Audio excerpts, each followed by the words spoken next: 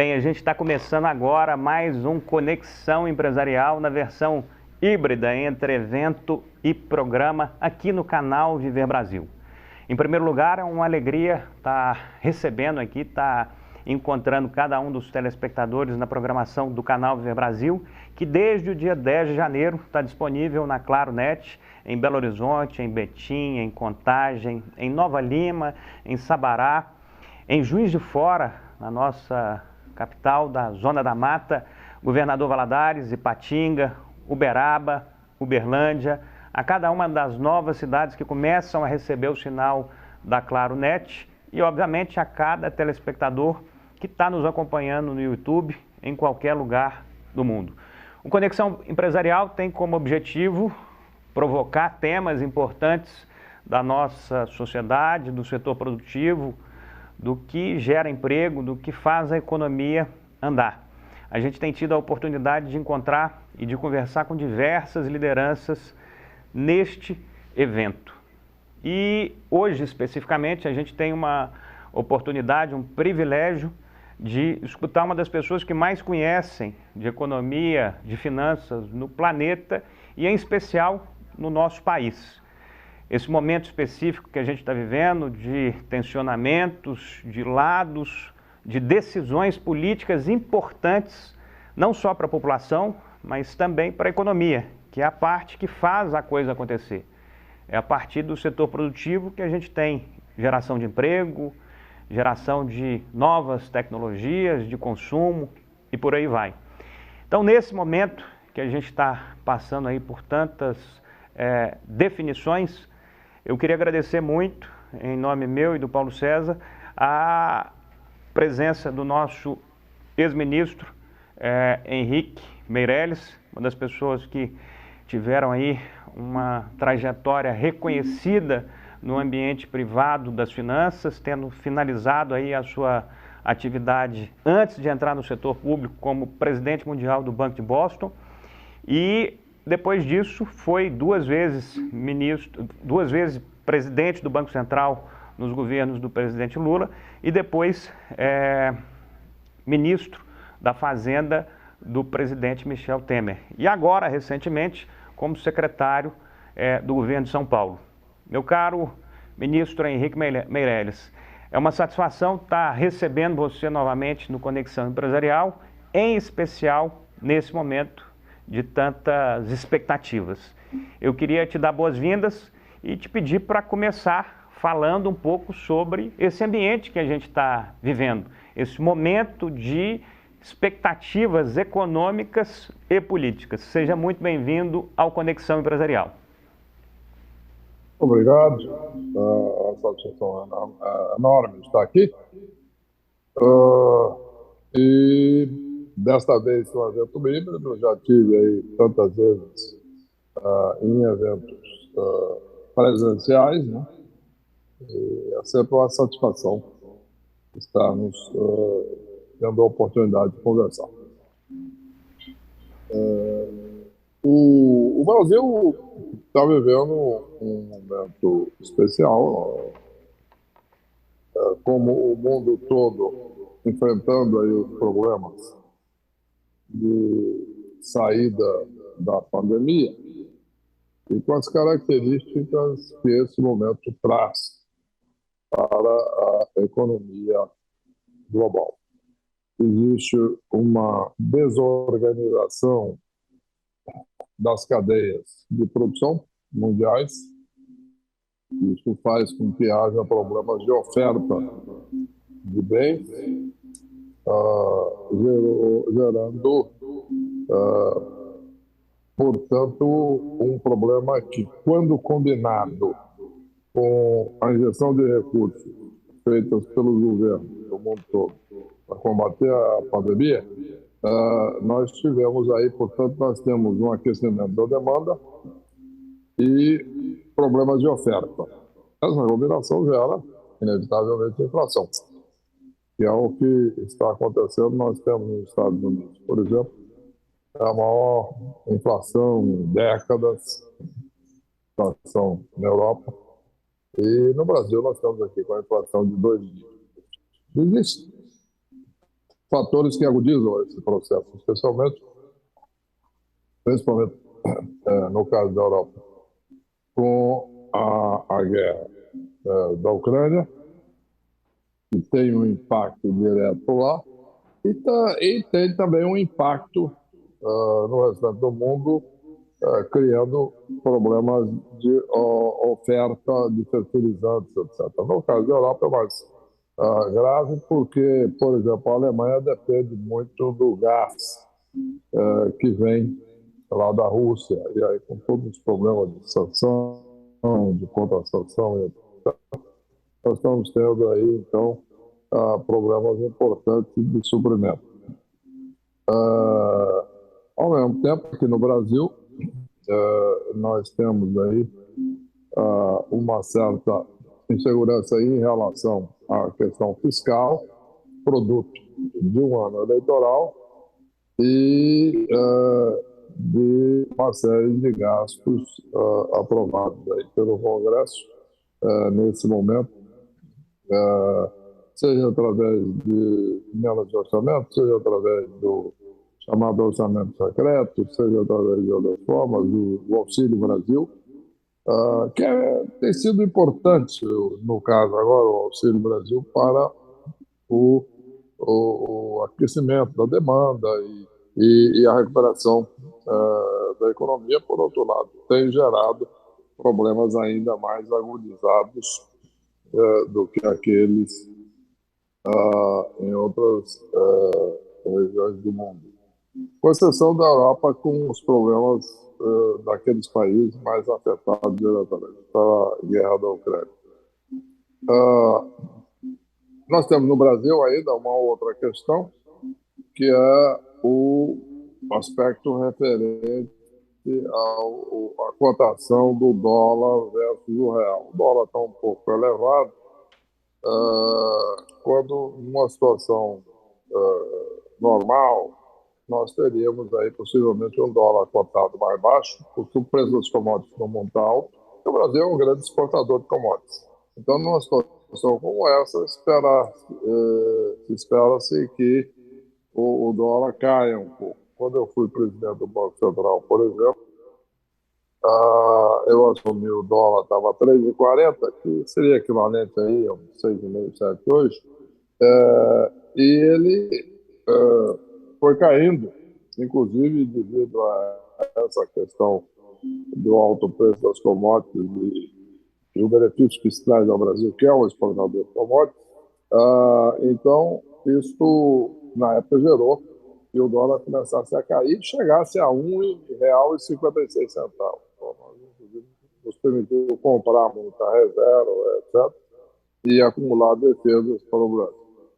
Aliás, as reservas são um dos pontos importantes, pouco falado da economia brasileira, porque no momento em que nós temos reservas, nós saímos definitivamente daquela questão das chamadas crises cambiais que tanto afetaram o Brasil durante décadas e que afetam ainda muitos outros países, aí, países vizinhos nossos, etc., que têm deficiência de moeda externa para cumprir compromissos, estão sempre aí renegociando dívida, e etc, etc, etc. Enzo, esse é o quadro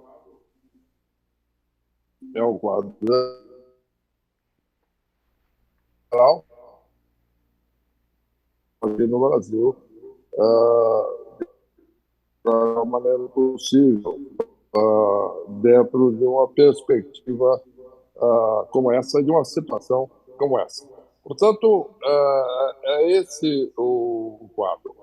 As previsões de crescimento do Brasil esse ano estão aí entre 2,5% e 3%, muito impulsionada, exatamente, esse crescimento muito impulsionado pelos incentivos todos fiscais, o Auxílio Brasil de R$ 600, e etc.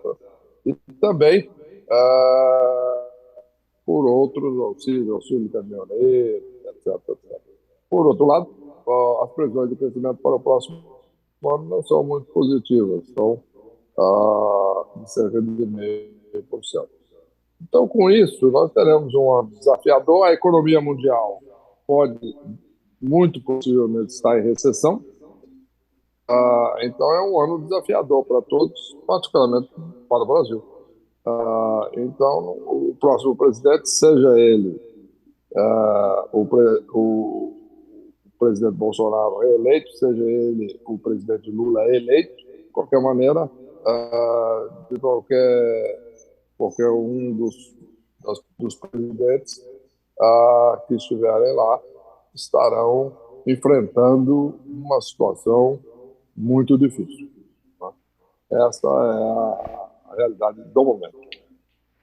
Ministro, está claro. Eu queria te agradecer por essa resposta e te fazer a seguinte colocação, até porque eu entendo que nesse momento é ainda mais importante a gente entender o que está se passando no hoje, a partir, obviamente, de como a gente veio percorrendo até o presente momento. Nós temos aí uma situação no Brasil que era notória, vinculada à inflação galopante de 50%, 70%, 100% ao ano, ao mês, uma coisa bizarra. E aí, pelo que eu entendo, eu estou com 43 anos, o senhor já tem 70 e poucos anos, mas 100% com a jovialidade, com a energia. Mas eu queria que o senhor falasse um pouco sobre esses fundamentos que nos trouxeram até aqui a partir do Plano Real. Então, entendo eu que o Brasil tem uma nova realidade a partir do Plano Real, quando a gente passa a ter uma moeda que é a moeda que a gente conhece há 20, 25 anos, que é o nosso real. De lá para cá, você participou aí desse processo que eu estou dizendo, do governo Itamar Fernando Henrique até o presente momento, já se passaram aí cerca de cerca de 25 anos.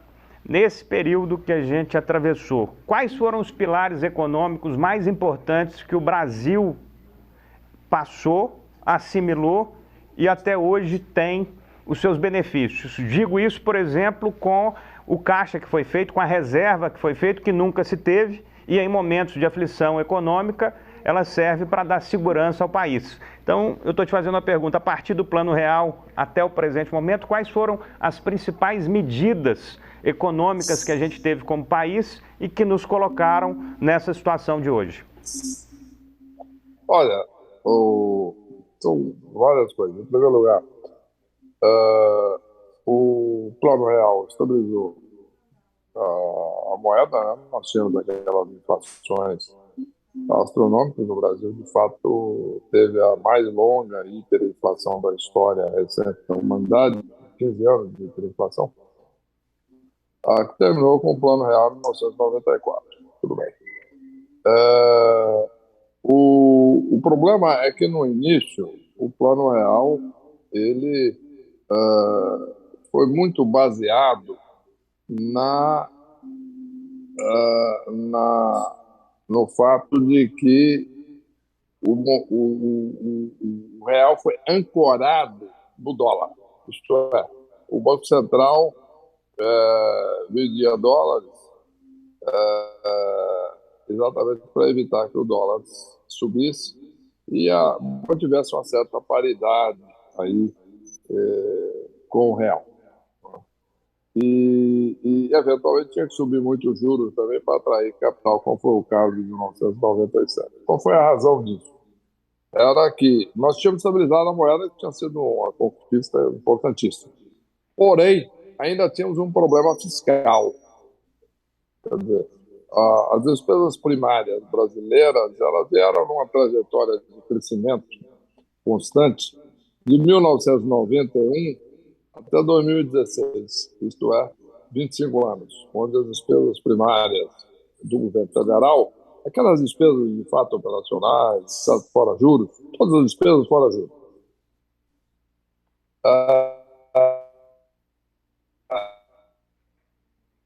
elas cresceram de cerca de 20,5% do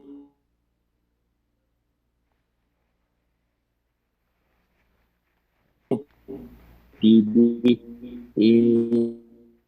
Então, era o quadro. Então, houve aí uma segunda intervenção muito importante, que foi exatamente o teto de gastos. O teto de gastos ele permitiu um controle desse aumento das despesas públicas e isso gerou uma recuperação do Brasil daquela recessão que o país tinha entrado no final de 14 e estava em 15 e 16. Tá? Foi um período de junho de 15 a maio de 16, houve uma queda de PIB de mais de 5%, que foi a maior queda de PIB em 12 meses da história do Brasil. Então, nesse momento, houve uma segunda medida muito importante, portanto, o controle dos gastos públicos através do teto de gastos. A partir daí, nós temos um novo período na economia brasileira, com a economia ajustada, né, do ponto de vista fiscal e externo, na medida em que tínhamos construído lá atrás reservas. Quando eu entrei no Banco Central, nós tínhamos 37,5 bilhões de dólares de reserva, mas um valor maior do que esse, muito grande, em obrigações externas, etc. Bom, no resumo, no final, nós tínhamos reservas de 15 bilhões de dólares e devíamos 30 bilhões ao FMI. Depois de vários meses, onde eu já estava no Banco Central, nós fomos pagando todas as obrigações e também sacando recursos do FMI. Muito bem, da linha que tínhamos com o FMI. Isso foi um problema, mas isso foi resolvido durante aquele período que nós compramos muitas reservas e quando eu saí do Banco Central nós tínhamos quase 300 bilhões de dólares de reserva. Em resumo, essa parte tinha sido resolvida com o controle fiscal, principalmente através do teto de gastos. Nós tivemos aí os dois pontos principais, dando condições para o Brasil ter uma trajetória de crescimento sustentável, sem recessão, através dos anos, evidentemente com recessão durante a pandemia, o que foi um processo inevitável, na medida em que, de fato, o mundo todo entrou em recessão naquele tempo. Basicamente, eu acho que esses são os pontos mais relevantes. Tá claro. Dentro dessas mudanças, o Brasil foi crescendo, o Brasil foi se destacando em vários ambientes do setor produtivo, como é o caso da área financeira, da área de mineração, da área do agronegócio, de serviços em geral. O Brasil é um país realmente, querendo ou não, é um país diferenciado em relação às suas qualificações. Nós aí, dentro desse relato que o senhor acabou de fazer sobre os principais pilares que a gente tem a partir do Plano Real e até os dias de hoje. Nesse momento que a gente está em uma definição de caminhos, o que difere o que, por exemplo, o Bolsonaro defende e o que difere o que o Lula defende em relação a aspectos econômicos e, a partir daí, o que a gente pode esperar de um Brasil entre uma opção e a outra opção? Olha, o governo Bolsonaro tem princípios de economia liberal, que são princípios saudáveis e positivos e que levam ao crescimento num prazo maior. O problema que nós temos é que nós temos visto, na prática, um crescimento do Estado. Nesse período, muitas despesas extra-teto, fora do teto, e tudo isso, emenda de orçamento, orçamento secreto, etc. Então, tudo isso tem complicado um pouco, e uma questão é saber como é que seria um governo Bolsonaro, por exemplo, pós-eleitoral, se ele vencer a eleição, se ele conseguir ser eleito, apesar de estar atrás nas pesquisas. Aí teríamos que aguardar, né? E todos aí vendo até que ponto se adotaria de fato os princípios de equilíbrio fiscal, responsabilidade fiscal e economia liberal, nós devemos continuar nessa situação atual que leva a uma série de insegurança. Por outro lado, o plano econômico do Lula, ele propõe uma maior intervenção do Estado, maior gasto público, etc., o que, evidentemente, é um problema, porque isso aí gerou, principalmente no governo Dilma, uma exceção muito grande. Né? Agora, a questão é saber o seguinte: por outro lado, o governo feito por ele próprio foi muito bem sucedido. O país cresceu 4% ao ano, de 2003 até 2011, e até 2010, né, aqueles 8 anos, e gerou 11 milhões de empregos, etc, etc, etc. Portanto, nós tivemos um governo, inclusive com responsabilidade fiscal e controle de inflação. Só que o plano do governo é oposto a isso. É muito mais na linha do governo Dilma. Então, é isso que nós temos que ver aí, o que vai acontecer. Nós temos uma certa incerteza caso haja uma vitória do Bolsonaro, e temos uma certa incerteza caso haja uma eleição do Lula.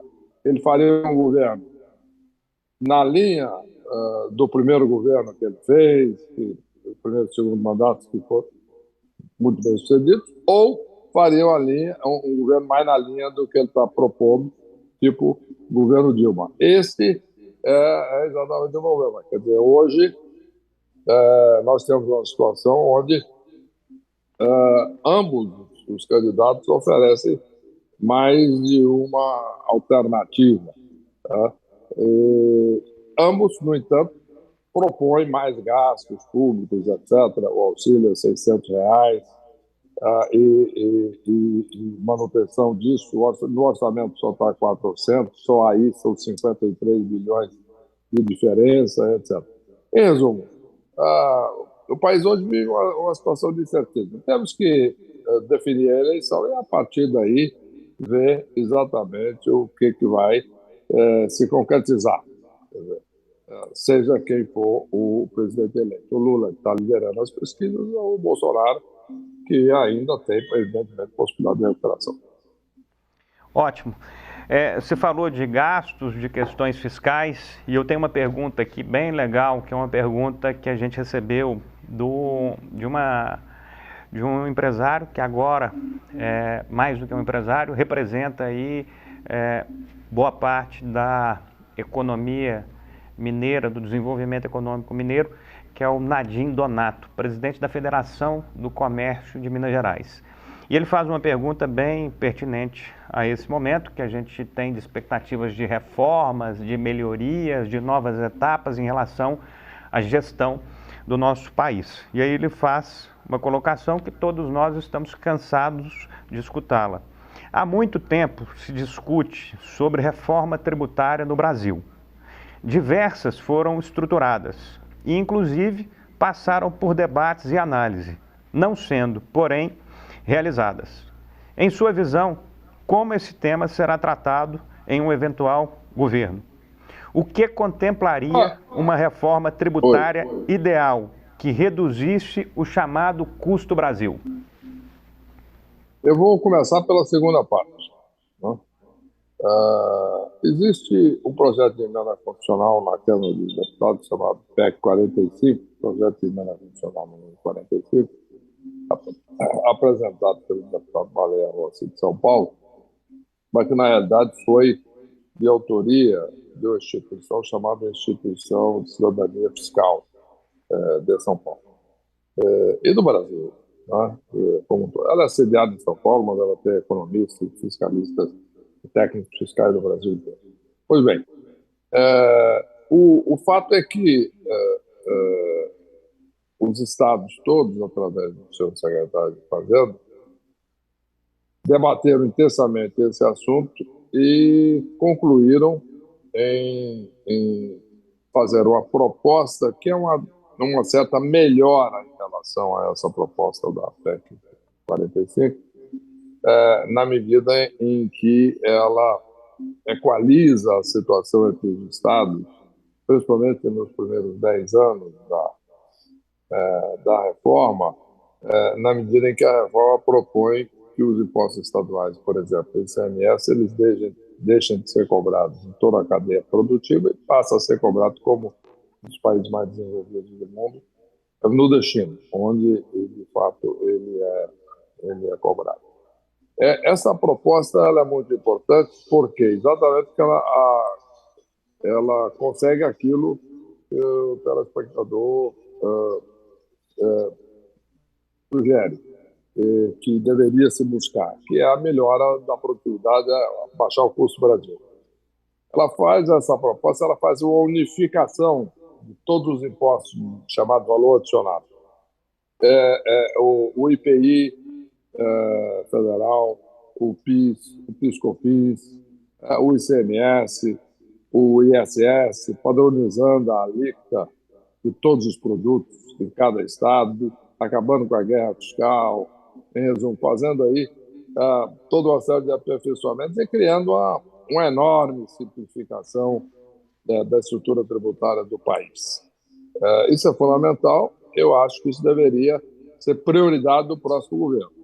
Isto é, aprovar essa reforma tributária ampla, que ela simplifica todo o sistema tributário brasileiro, e isso permite o aumento da produtividade, isso significa que cada empresa tem condições de produzir mais e melhor, com o mesmo custo, mesmo número de horas trabalhadas, diminui o custo do Brasil e aumenta a produtividade para o trabalhador, etc. Resumo, esse é o caminho a seguir. Essa proposta está lá, está parada, nós estamos num ano eleitoral e não se tem essa preocupação. Esperamos que o novo governo, seja lá quem for o presidente eleito, que dê prioridade a isso e enfrente esse assunto que é da maior relevância. Ministro, o senhor, como ministro da Fazenda, presidente do Banco Central, recentemente administrando o maior orçamento de um estado brasileiro, como é que você pode falar em relação ao Brasil no sentido de termos realmente um crescimento sustentável a partir dessa realidade que a gente tem hoje? Como é que o senhor aconselharia o país realmente a buscar essa sustentabilidade de desenvolvimento econômico e, consequentemente, social, a partir de cada etapa que o senhor já percorreu? Olha, o segredo de tudo está no aumento da produtividade. Existe um grande economista americano e também jornalista, grande economista em última análise, Paul Krugman, que ele dizia o seguinte: é verdade que a produtividade não é tudo na economia, mas a longo prazo é quase tudo.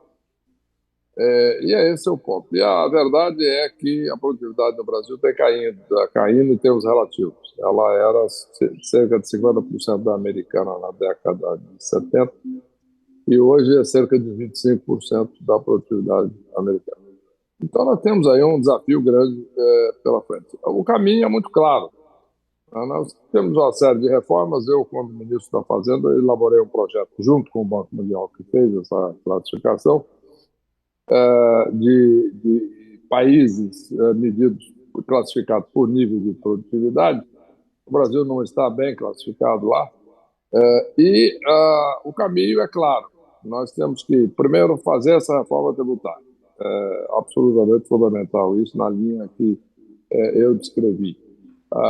Segundo, é importante fazer um processo de desburocratização. Vou citar apenas um exemplo, é simbólico, mas que é uma coisa que é muito ampla, no geral, que é a burocracia, né?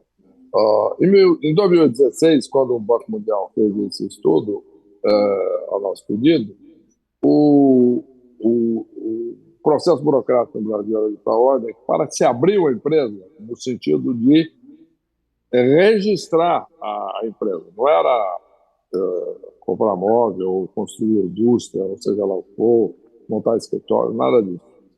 Era sim, ou montar loja, nada disso. Era simplesmente registrar a empresa, gastava-se em média no Brasil 101 dias. Isso por burocracia. É possível fazer isso como responsável pela economia de São Paulo, por exemplo. Eu apliquei lá toda a receita, inclusive, que nós tínhamos desenvolvido naquela época, quando eu fui ministro da Fazenda, e no trabalho conjunto com o Banco Mundial. E o que aconteceu isso? O que aconteceu como resultado disso? Com isso? Que o tempo de abertura de empresa caiu de 101 dias no final para um dia. Isso faz uma diferença enorme, porque isso é meramente um símbolo, o tempo de abertura. Não é um símbolo, é um fato, mas é simbólico. E isso vale para todo o registro, todo o processo burocrático. Então, o segundo portanto, um processo importante de desburocratização. Terceiro, investimento em infraestrutura. Muito importante. Seja através de investimento do governo, principalmente em obras menores, seja também investimento privado através da abertura para investimento privado em rodovias, ferrovias, e etc., em relação de energia. Temos aí agora as energias eólicas ou solares, todo um processo novo aí de geração de energia. Portanto, é muito importante o investimento em tudo isso, né? Seja no setor público, onde é devido, seja pelo setor privado, onde é devido. Todo o processo de infraestrutura do país. Terceiro, ou quarto, no caso, o treinamento do trabalhador. Quer dizer, é muito importante qualificar o trabalhador para que ele ou ela possa ser mais eficiente naquele trabalho. Ele está trabalhando na indústria química, então treinar o trabalhador para a indústria química, dar um treinamento específico, prático, etc., em todas as áreas. Quer dizer, tem que ter programas específicos direcionados para isso. A educação é fundamental. Finalmente, para terminar esse resumo, a educação de longo prazo. Aí é outra coisa, porque nós estamos falando de um processo de longo prazo entre o ensino fundamental, o ensino médio, etc. O investimento não só no aumento do número de estudantes, do número de horas que cada estudante passa na escola, mas também na eficácia, na eficiência do processo educacional. Quer dizer, o Brasil é mal classificado no momento em que se mede o que o estudante de fato aprendeu na escola. Isso é muito complicado aí, por esse processo da pandemia, o ensino à distância, etc., porque foi necessário, mas eu acho que agora nós temos que entrar num esforço muito grande. Eu vou aqui terminar essa parte contando uma história. Eu estava conversando uma vez, há muitos anos já, há uns 30 anos ou mais, com o cidadão que foi o líder de Singapura, né, que assumiu o poder lá em 1960, por aí, quando Singapura era um país pobre, uma cidade, é uma cidade-estado e basicamente é um porto, ou era um porto. E processava a exportação da Malásia, de borracha, principalmente. E era um país pobre, né? Igual a região das mais pobres do país. Isso hoje é um dos países mais ricos do mundo, etc. E já era um país bastante rico, avançado, quando eu estive lá. E eu perguntei para ele, Lee Yuan-Kyu, qual foi digamos, quais foram as principais medidas que o senhor tomou aqui para que o país desse um salto de desenvolvimento tão grande, etc, etc, etc. Ele falou, olha, três coisas. Primeira, investimento em educação. Segunda, investimento em educação. Terceira, investimento em educação. Portanto, esse é um caminho fundamental a longo prazo. E a curto prazo também, mas aí através de treinamento específico de trabalhador. Eu acredito que esse é um resumo dos aspectos principais da produtividade para que o Brasil possa ter um crescimento sustentável, além da responsabilidade fiscal, que é a base. Ministro, muito obrigado por esse primeiro bloco. Vou pedir alguns segundos aqui para quem está nos assistindo. Nós vamos voltar falando sobre o tamanho, a importância de investimento de infraestrutura do Estado e, obviamente, o setor produtivo privado, esse equilíbrio entre Estado e desenvolvimento privado. Daqui a pouquinho a gente volta com Conexão Empresarial, tendo como convidado o ex-ministro Henrique Meirelles.